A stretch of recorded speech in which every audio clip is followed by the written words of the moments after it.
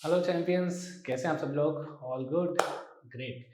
सो champions, previous class में हमने बात की थी about the concept of electrostatic potential energy, जिसमें हमने डिस्कस किया था और इनफैक्ट डिराइव भी किए थे एक्सप्रेशंस कि इलेक्ट्रोस्टैटिक पोटेंशियल एनर्जी किसी चार्ज की एक्सटर्नल फील्ड में क्या हो सकती है, किसी चार्ज डिस्ट्रीब्यूशन की क्या हो सकती है, एंड अल्टीमेटली हमने बात की थी डाइपोल के बारे में भी। अगर हम डाइपोल को प्लेस करते हैं एक यूनिफॉर्म इलेक्ट्रिक फील्ड के अंदर, उसको रोटेट करने में हमें कितना वर्क करना पड़ेगा, एंड अल्टीमेटली वही वर्क स्टोर हो जाता है डायपोल की पोटेंशियल एनर्जी की फॉर्म में। So that was the part 1 of the video. आज हम बात करेंगे न्यूमेरिकल्स के बारे में, which would be part 2, because numericals के बिना हमारा कॉन्सेप्ट स्ट्रांग नहीं होगा, फाउंडेशन मजबूत नहीं बनेगी। तो न्यूमेरिकल्स को भी डिस्कस करना जरूरी है। तो चलिए आइए स्टार्ट करते हैं। So we have got numericals on electrostatic potential energy। ठीक है, तो देखते हैं हमारे पास क्या क्या न्यूमेरिकल्स है। डेफिनेटली हमारे इस सेक्शन में कुछ न्यूमेरिकल सीबीएसई से होंगे, सीबीएसई क्वेश्चन पेपर से होंगे, कुछ सैम्पल पेपर से होंगे, एंड डेफिनेटली हम नीट जेई को भी यहाँ पे टच करने की कोशिश करेंगे। Alright, so first question from CBSE sample paper 2023। Three charges minus q plus q and minus q are placed at equal distances on a straight line। तो एक स्ट्रेट लाइन है, उस पे तीन चार्जेस है, minus Q plus Q minus Q, and इनके बीच का जो डिस्टेंस है किसी भी दो चार्ज से मेरा मतलब है यहाँ पे माइनस क्यू और प्लस क्यू के बीच का distance, and similarly plus Q and minus Q के बीच का डिस्टेंस सेम है। ऑफ कोर्स स्टेटमेंट को पहले फिगर में कन्वर्ट करेंगे, हम फिर सॉल्व करेंगे। आगे हमसे कह रहे हैं कि अगर potential energy of the system जिसमें ये तीन चार्ज है, उस सिस्टम की पोटेंशियल एनर्जी जीरो है, तो what could be the ratio of plus Q charge, capital Q and small Q charge. तो पहले एक फिगर बना लेते हैं यहाँ पे। सो लेट अस से ये दो पॉइंट्स हैं, पॉइंट लेते हैं ए और बी। फिर से पॉइंट ए पे चार्ज माइनस क्यू को प्लेस करते हैं, पॉइंट बी पे चार्ज अगेन माइनस क्यू को प्लेस करते हैं, और एकदम मिड पॉइंट पे सी पॉइंट पे हम चार्ज क्यू को प्लेस करते हैं, which is positive in nature. एक काम करते हैं, इनके बीच के डिस्टेंस को इस बार 2r लेट कर लेते हैं, ताकि कैलकुलेशन में थोड़ी सी आसानी हो जाए। तो ये डिस्टेंस, आधा डिस्टेंस r हो जाएगा, एंड सिमिलरली ये आधा डिस्टेंस भी यहाँ से r हो जाएगा, because point C is the mid point of A and B. तो अभी हमसे बोला जा रहा है कि ये जो कॉन्फ़िगरेशन है जिसमें तीन चार्जेस हैं, कुछ ऐसे दिखा देते हैं, एक चार्ज, दूसरा चार्ज एंड तीसरा चार्ज, इसकी टोटल पोटेंशियल एनर्जी यानी कि U वो जीरो के इक्वल है। तो पहले हम पोटेंशियल एनर्जी का एक्सप्रेशन यहाँ पे फाइंड आउट करते हैं, उस एक्सप्रेशन को हम जीरो के इक्वल पुट कर देंगे, एंड अल्टीमेटली वो हमें रिजल्ट में रेशियो ही प्रोवाइड करेगा। तो अगेन अगर हम फंडामेंटल के हिसाब से समझे, जो हमने डिस्कस किया था प्रीवियस क्लास में, तो जब माइनस क्यू चार्ज को लेकर आए होंगे पॉइंट ए पे, तो वर्क डन नहीं करना पड़ा होगा, because work done is zero. Reason being, पहले से कोई चार्जेस प्रेजेंट नहीं थे, पहले से कोई इलेक्ट्रिक फील्ड प्रेजेंट नहीं था। बट जैसे ही आप प्लस क्यू चार्ज को लेकर आएंगे, डेफिनेटली कुछ वर्क करना पड़ा होगा W1, एंड सिमिलरली जब इन्फिनिटी से माइनस क्यू चार्ज को लेकर आए होंगे, तो भी कुछ वर्क करना पड़ा होगा W2। तो इन शॉर्ट ये हमसे कहना चाह रहे हैं that sum of W plus W1 plus W2 is equal to zero. अब इस एक्सप्रेशन को फर्दर सॉल्व करते हैं। सो W तो जीरो है, उसको लिखने की जरूरत नहीं है। W1 कितना होगा? W1 is simply equals to the work done in moving the charge plus Q, जब माइनस Q पहले से यहाँ पे पहुंच चुका होगा। This is simply equals to K Q into minus Q, minus हम यहाँ पे यूज कर लेते हैं, डिवाइडेड बाय R, बिकॉज इन दोनों के बीच का डिस्टेंस क्या है? R है। सिमिलरली W2 अगर हम यहाँ पे निकालते हैं, अब W2 किसके लिए होगा?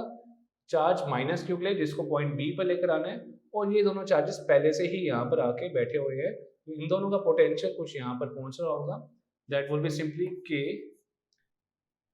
Minus Q divided by 2r whole multiplied by minus Q, because इस चार्ज माइनस क्यू की वजह से पोटेंशियल यहाँ पर होगा K minus Q divided by 2r, and हमने इसको फिर मल्टीप्लाई करा चार्ज माइनस क्यू से, तो अपने पास ये आ जाएगा प्लस, क्योंकि पॉइंट सी पर भी कैपिटल क्यू चार्ज पहुंच चुका है, तो इसकी वजह से पोटेंशियल यहाँ पर आ रहा होगा।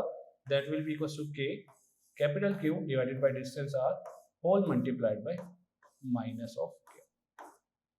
तो ये हमारे पास आ गया वर्क डन के एक्सप्रेशन। यहाँ पे इस पे लिख लेते हैं एक बार. So it will be minus K capital Q by small Q divided by R plus K Q Q whole divided by 2r minus K Q Q whole divided by R that is equals to 0. सो यहाँ पे आप देख सकते हैं एक expression आ गया. अब बस इसी को सॉल्व करना है. आप चाहे तो के और आर कॉमन ले सकते हैं यहाँ पर. तो आपके पास क्या बचने वाला है, minus K Q by R minus K Q by R. तो it will be simply 2 K Q small Q divided by R, जिसको हम राइट हैंड साइड शिफ्ट कर देंगे तो प्लस बन जाएगा.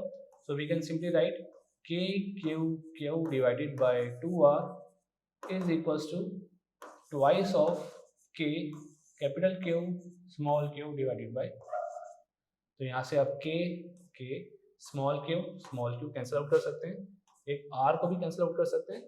अल्टीमेटली आपके पास बचेगा Q by 2 is equals to twice of capital Q. हमें रेशियो चाहिए capital Q is to small Q. वो रेशियो हमें यहाँ पे दिख रहा है. So we can simply put 1/4 is equals to Q by Q. So charge Q capital Q है बट छोटा चार्ज है. Small Q is a bigger charge over here. So the ratio would be simply 1:4. So that is the final answer.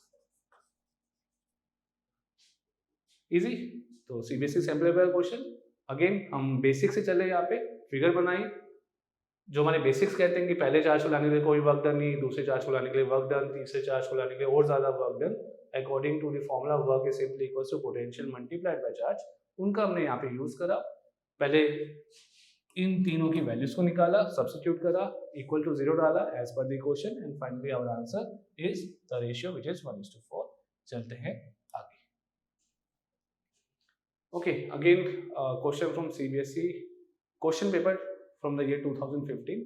थोड़ा पुराना है but एक अच्छा question है, इसको भी देखते हैं. 3 point charges plus q plus 2q and minus 3q are placed at the vertices of an equilateral triangle ABC. ये जो ट्राइंगल आपको दिख रहा है ऑफ साइड L. ओके, तो इस ट्राइंगल की साइड आप L ले सकते हैं, ऐसा हमें गिवन है. If these charges are displaced to the midpoint A1, B1 and C1. Okay, A1 का है ये रहा. A1 is the midpoint of AB, B1 is the midpoint of BC and C1 is the midpoint of AC. तो हुआ क्या है यहाँ पे, एक बार कलर चेंज करके इसको समझते हैं. राइट. सो A वाले चार्ज को यहाँ लेकर आए हैं, B वाले चार्ज को आप यहाँ लेकर आए हैं एंड C वाले चार्ज को आप इधर लेकर गए. तो ये चार्जेस ने नई लोकेशन अब फाइंड आउट कर ली अपनी, which is A1, B1 and C1. So we have to find out the amount of work done. So definitely हमने जितना वर्क करा होगा इस लोकेशन को चेंज करने के लिए चार्जेस की, वो इस सिस्टम की पोटेंशियल एनर्जी के फॉर्म में स्टोर हो गया होगा. बट ये भी एक फैक्ट है कि जब पहले से एक सिस्टम बना हुआ था तो इनकी पहले से कुछ पोटेंशियल एनर्जी थी, हमने कुछ और पोटेंशियल एनर्जी में चेंजेस ले आए बाय डूइंग सम वर्क. तो इतना समझ में आने लग गया हमें कि अगर हम पोटेंशियल एनर्जी का चेंज निकाल लेंगे तो हमें वर्क डन पता चल जाएगा. एंड एग्जैक्टली यही चीज इस क्वेश्चन में हमें करनी है. So work done will be simply equals to the potential energy final minus potential energy initial. तो पहले इनिशियल पोटेंशियल एनर्जी निकालते हैं, फाइनल निकालते हैं और फाइनली उन दोनों का डिफरेंस निकाल देंगे.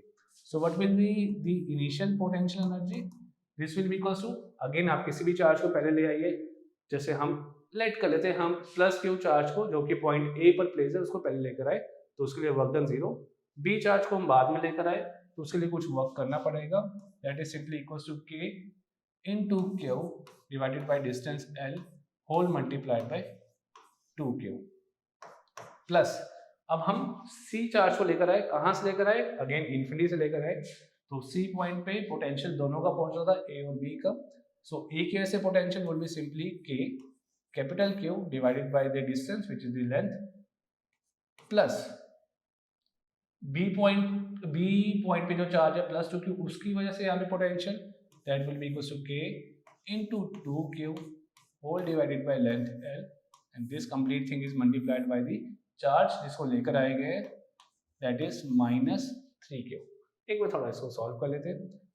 सो इनिशियल पोटेंशियल एनर्जी सेम हमें फाइनल में निकालना है, बट वो थोड़ा जल्दी निकल जाएगा, कैसे अभी देखते हैं। सो ये आपके पास क्या आ जाएगा, K2Q² L plus K minus, in fact पहले माइनस, जब आप -3 को मल्टीप्लाई करेंगे so -3K⁴ minus 6K⁴ L। Further solve करते हैं। So initial potential energy will be equals to 2K⁴ L, 3 and 6 -9 K⁴ L. So definitely initial potential energy will be simply -7K⁴L. So potential energy although negative आ रही है, that means work नहीं करा गया होगा, in fact ये system खुद बनने में अपनी हेल्प कर रहा होगा। रीजन बीइंग चार्जेस यहाँ पे अपोजिट नेचर के हैं और अपोजिट चार्जेस अट्रैक्ट करते हैं, तो हमें वर्क नहीं करना पड़ता। खैर anyhow, so this is initial potential energy. Final potential energy अब कैसे निकाल सकते हैं? क्या हम ये पूरा एक्सप्रेशन फिर से सॉल्व करेंगे नया डिस्टेंस L/2 लेके? कर सकते हैं, बट हमारे पास एक शॉर्टकट हमें यहाँ पे दिख रहा है। शॉर्टकट क्या है? सिंपल सी लॉजिकल चीज दिख रही है। पहले डिस्टेंस L था तो कुछ ऐसे का एक्सप्रेशन आया, अब सिर्फ डिस्टेंस ही तो आपने चेंज करा है, चार्जेस तो सेम है। तो मैं सिंपली कह सकता हूँ कि जो फाइनल पोटेंशियल एनर्जी आएगी that will B -7K⁴, distance L की जगह सिंपली L/2 हो जाएगा, जिसको आप कुछ ऐसे लिख सकते हैं, -14K⁴L। सो हमें निकालना था work done simply final minus initial, तो -14K⁴L -7। सो वर्क डन कितना आ जाएगा? It will be simply equals to -7K⁴L। So this thing will become the amount of work done in moving these charges from location A, B and C towards location A1, B1, C1 respectively। देख सकते हैं कुछ बहुत अलग सा नहीं करा, पहले एनर्जी निकाली फिर बाद में एनर्जी निकाली, उसको थोड़ा सा और हमने लॉजिकली सिंप्लीफाई कर लिया और एक चेंज निकाल दिया। जो चेंज होगा पोटेंशियल एनर्जी का that will B only the work done. चलते हैं आगे। Okay, diagram based question. Following figure shows equipotential surfaces. Champions याद है ना इक्विपोटेंशियल सरफेसेस क्या होते हैं? ऐसे सरफेसेस जहाँ पे पोटेंशियल की वैल्यू सेम होती है। तो यहाँ पे आपको कुछ इक्विपोटेंशियल सरफेसेस दिखा रखे हैं डॉटेड लाइंस की हेल्प से। तो what is the direction of field E vector eight points P and R? Okay, कहाँ पर है points P and R? Point P लाई कर रहा है इस इक्विपोटेंशियल सरफेस पे एंड पॉइंट R लाई कर रहा है इस इक्विपोटेंशियल सरफेस पे। ओके, एंड इस सरफेस और इस सरफेस के बीच में और भी इक्विपोटेंशियल सरफेसेस हैं। ये है -10 वोल्ट, ये है -15, दैट मींस पोटेंशियल कम हो रहा है और कम हो रहा है और कम हो रहा है एंड फाइनली सबसे ज़्यादा कम हो गया। तो हमने एक फॉर्मूला पढ़ा था कुछ इस टाइप से, दैट E = -dV/dr, जिसमें इलेक्ट्रिक फील्ड की डायरेक्शन इस माइनस साइन से हमने समझी थी कि इलेक्ट्रिक फील्ड हमेशा उस डायरेक्शन में प्रोसीड करेगा जिस डायरेक्शन में आपका पोटेंशियल कम होगा। तो आप देख सकते हैं पोटेंशियल -10 से -15 हुआ है, तो डेफिनेटली पोटेंशियल कम हो गया। तो पॉइंट P पे जो इलेक्ट्रिक फील्ड होगा वो मूव करेगा टुवर्ड्स लेफ्ट, कुछ यहाँ से 90 डिग्री का एंगल बनाते हुए। तो बस ये इलेक्ट्रिक फील्ड की डायरेक्शन होगी पॉइंट P पर। तो हम कह सकते हैं electric field at point P would be something like this। बात करते हैं पॉइंट R की। सो R से पीछे की तरफ फील्ड आना चाहिए? डेफिनेटली नहीं। क्यों? क्योंकि -30 और ये -25 वोल्ट है, पोटेंशियल तो यहाँ बढ़ रहा है, तो इलेक्ट्रिक फील्ड को तो -30 से दूर जाना चाहिए टुवर्ड्स अ लोकेशन जहाँ पे पोटेंशियल और कम हो रहा हो। तो पॉइंट R पे field would be something like this. तो यहाँ पे आप लिख सकते हैं electric field at point R ऐसा होगा और electric field at point P कुछ इस तरीके से। तो सिंपल सा कंसेप्ट यूज करा, डायरेक्शन का यहाँ पे एप्लीकेशन था एंड काफी बेसिक सा क्वेश्चन। चैंपियंस के लिए तो बेसिक क्वेश्चन ही होना चाहिए। चलते हैं फिर से आगे। ओके, ये थोड़ा अच्छा क्वेश्चन है, ये CBSE में भी आया और कहीं ना कहीं ये JEE मेंस से भी एसोसिएटेड है question. I don't remember the exact year, but ऐसे कुछ क्वेश्चन पूछा गया है कभी। सम इक्विपोटेंशियल सरफेसेस फिर से आपको दिखाई दे रहे होंगे इस फिगर के अंदर। So what can you say about the magnitude and direction of the electric field? इस पर्टिकुलर फिगर में मैग्नीट्यूड क्या होगा और डायरेक्शन क्या होगी इलेक्ट्रिक फील्ड की, ये हमें पता लगाना है। तो बेसिकली हमें ये तो पता है कि हमने कुछ प्रॉपर्टीज पढ़ी हुई हैं इलेक्ट्रिक पोटेंशियल सरफेसेस की, तो वही पोटेंशियल सरफेसेस हमें यहाँ पर दिख रहे हैं। हमने एक प्रॉपर्टी पढ़ी थी कि इलेक्ट्रिक फील्ड हमेशा डिक्रीजिंग पोटेंशियल की डायरेक्शन में जाता है। तो आप देख सकते हैं 40 वोल्ट 30 20 10, तो इस डायरेक्शन में पोटेंशियल डिक्रीज हो रहा है। ओके, ये चीज पहली। दूसरी चीज हमने पढ़ा था कि electric field lines are always normal to the equipotential surface. तो इलेक्ट्रिक फील्ड को एक तो लेफ्ट की तरफ जाना चाहिए towards the origin O, and secondly उसको मूव करना चाहिए कुछ इस तरीके से कि वो हमेशा परपेंडिकुलर हो पोटेंशियल सरफेस के। तो ये समझ में आ जाता है कि जो डायरेक्शन होगी वो कुछ इस टाइप से होगी, एंड डेफिनेटली वो हर एक पॉइंट पे ऐसा ही होने वाला है। बट ये डायरेक्शन कितने एंगल पर है वो हमें नहीं पता, और उस इलेक्ट्रिक फील्ड का मैग्नीट्यूड क्या है वो भी हमें नहीं पता, तो हम वो फाइंड आउट कर लेंगे। तो अभी हम कंसिडर करते हैं सिर्फ इस ट्राइंगल को। अगर आप ध्यान से इस पर फोकस करें, I am talking about this triangle which is a right angle triangle. This ऐसा फाइनली ऐसा, so this is a right angle triangle जिसको हम कुछ भी नाम देते हैं, से ABC। थोड़ा सा बड़ा करके यहाँ बना लेते हैं।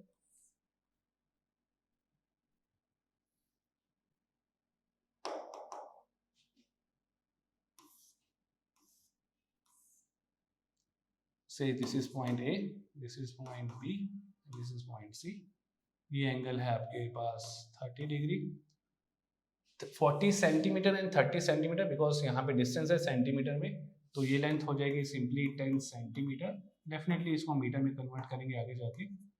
Please keep this thing in mind कि हमें कन्वर्जन करना भी जरूरी है, कई बार जल्दी में वो चीजें मिस हो जाती हैं।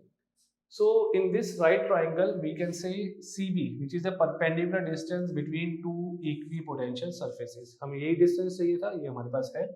So I can say CB divided by AB should be equals to sine of 30 degree। तो CB is equals to AB which is 10 centimeter, converting it into meter, multiplied by sine 30 which is half। तो CB distance आपके पास आ जाएगा simply 1/20 metre. Okay, अब हमारे पास relationship है electric field intensity की magnitude निकालने के लिए। That relationship is simply E is equals to dV/dr। मैं यहाँ पे माइनस साइन यूज नहीं कर रहा हूँ बिकॉज वो माइनस साइन डायरेक्शन के बारे में होता है, वो डायरेक्शन हम ऑलरेडी डिस्कस कर चुके हैं। तो इलेक्ट्रिक फील्ड यहाँ पे कितना आ जाएगा, चेंज इन पोटेंशियल। पोटेंशियल में कितना चेंज आ रहा है, 40 वोल्ट 30 वोल्ट 20, यानी कि अगर हम इसकी बात करें तो 10 वोल्ट का चेंज आ रहा है। तो we can simply say there is a difference of 10 volt and what is the distance 1/20। So electric field की स्ट्रेंथ आप देख सकते हैं सिंपली 200। आप न्यूटन पर कूलम भी लिख सकते हैं या फिर आप वोल्ट पर मीटर भी कह सकते हैं। तो हमने मैग्नीट्यूड फाइंड आउट कर दिया इलेक्ट्रिक इंटेंसिटी का। हमने डायरेक्शन में ये तो समझ लिया कि इधर जा रहा होगा, बस अब एक एंगल भी फाइंड आउट कर लेते हैं। तो ये एंगल 30 डिग्री है, ये एंगल 90 डिग्री है, तो डेफिनेटली 90 + 30 = 120। और ये एंगल आपका यहाँ से 60 डिग्री, या फिर हम कह सकते हैं एक्स एक्सिस से 120 degree. So the electric field is making an angle of 120 with the positive direction of X axis. So बस डिफाइन हो गया इलेक्ट्रिक फील्ड। मैग्नीट्यूड हमारे पास ये है, and theta which the electric field is making with x axis is simply equals to 120 degree. So this is beautiful concept of potential and the properties which we discussed in the part 1, and how we can apply those properties in a question is visible clearly over here. चलते हैं आगे। Okay, JEE का question थोड़ा सा बड़ा भी है, देखते हैं क्या कहना चाह रहा है। A particle of mass m carrying charge q is projected with velocity v from point A towards an infinite line of charge। A typical JEE kind of question। यही आपसे यही करवाएगा, वो मैकेनिक्स को इलेक्ट्रोस्टैटिक्स को सबको कंबाइन करके ले आता है। ये भी वही सेम चीज है। So it's speed reduces to 0 momentarily.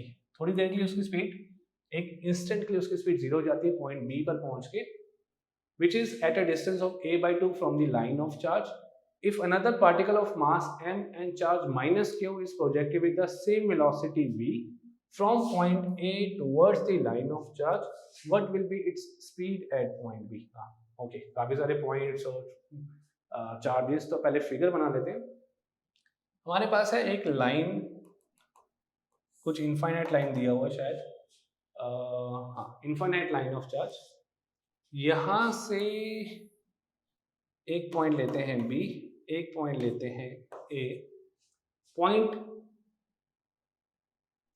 carrying a charge with velocity from point A, capital A और कैपिटल B। ओके, तो इसको कैपिटल A ले लेते हैं। कुछ डिस्टेंस भी गिवन है यहाँ पे, एट अ डिस्टेंस A, तो इस पॉइंट का डिस्टेंस है यहाँ से A, एंड पॉइंट B का डिस्टेंस यहाँ पे गिवन है हमें A/2, तो ये हाफ A है, तो इसको A/2 कह देते हैं। तो एक चार्ज पार्टिकल जिसको पॉइंट A से प्रोजेक्ट करा गया कुछ वेलोसिटी v से, इसकी वेलोसिटी यहाँ पर आके 0 हो जाती है कुछ देर के लिए, और उसके बाद डेफिनेटली ये लाइन चार्ज है तो कुछ उसका रिपल्शन का फोर्स लगाएगा और उसके बाद वेलोसिटी बदल जाएगी, ठीक है। बट जो भी हो रहा है यहाँ पे सिस्टम के अंदर हो रहा है, दैट मीन्स यहाँ पर again total mechanical energy conserved है। हम ये वाला कंसेप्ट यहाँ पे यूज कर सकते हैं कि सॉल्यूशन अगर हम यहीं पे देखें इसका, total mechanical energy of the particle is conserved.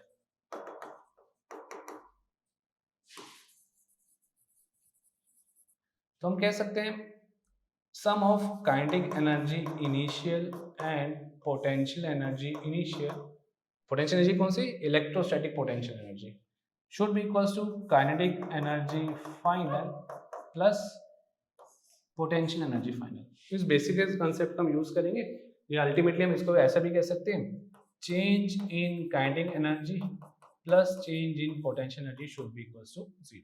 Potential है, इसको U बनाते हैं, पोटेंशियल इज इक्वल्स टू 0। हम काइनेटिक एनर्जी का चेंज निकालेंगे, पोटेंशियल एनर्जी का चेंज निकालेंगे, दोनों को ऐड करेंगे, वो हमारा 0 के इक्वल होना चाहिए। तो इस कंसेप्ट को हम फॉलो करेंगे। तो एक बार अगले पेज पे चलते हैं। हम यहाँ पे क्या यूज करने वाले हैं, हम यूज करने वाले हैं change in kinetic energy plus change in potential energy should be equal to 0। Change in kinetic energy का मतलब काइनेटिक एनर्जी फाइनल, क्योंकि पार्टिकल पॉइंट बी पे जाके रुक गया था, जैसे कि हमें फिगर में बोला गया था, पॉइंट बी पे जाके इसकी वेलोसिटी 0 हो जाती है, तो इस पॉइंट में kinetic energy would be 0 and potential energy हमें पोटेंशियल से मिलेगी। तो एक काम करते हैं, पॉइंट बी पे पोटेंशियल है VB, पॉइंट ए पे पोटेंशियल है VA, इनका हम यहाँ पर यूज करते हैं। सो काइनेटिक एनर्जी में change 0 minus initial kinetic energy is half mv² plus delta U which will be equals to Q, the potential difference is equals to 0। तो हम यहाँ पे कह सकते हैं Q into VB minus VA should be equals to half mv²। Right, इतना हमें clear है यहाँ से, इतना ये चीज एप्लीकेबल होनी चाहिए। सिनेरियो नंबर 2 क्या है यहाँ पे, अब पार्टिकल जो प्रोजेक्ट करा गया है, सिनेरियो यहाँ पे जो पार्टिकल प्रोजेक्ट करा है वो पार्टिकल कैसा है, एक नेगेटिव चार्ज है, मास सेम है, वेलोसिटी सेम है, सब कुछ सेम है। तो पॉइंट बी पर जाके उसकी वेलोसिटी क्या हो जाएगी, आई बिलीव यही बोल रहे हैं हमसे क्वेश्चन, एक बार चेक कर लेते हैं। हाँ, so what will be its speed at point B, किसकी, इस चार्ज माइनस क्यू की। तो कुछ स्पीड शायद 0 नहीं होती, कुछ और स्पीड होती है, तो हम लेते हैं कि उसकी स्पीड VB है, तो जो काइनेटिक एनर्जी में चेंज आएगा वो होगा हाफ m, एक काम करते हैं इसको स्मॉल v बनाते हैं, अदरवाइज पोटेंशियल के v और वेलोसिटी के v में कंफ्यूजन होना शुरू हो जाएगी।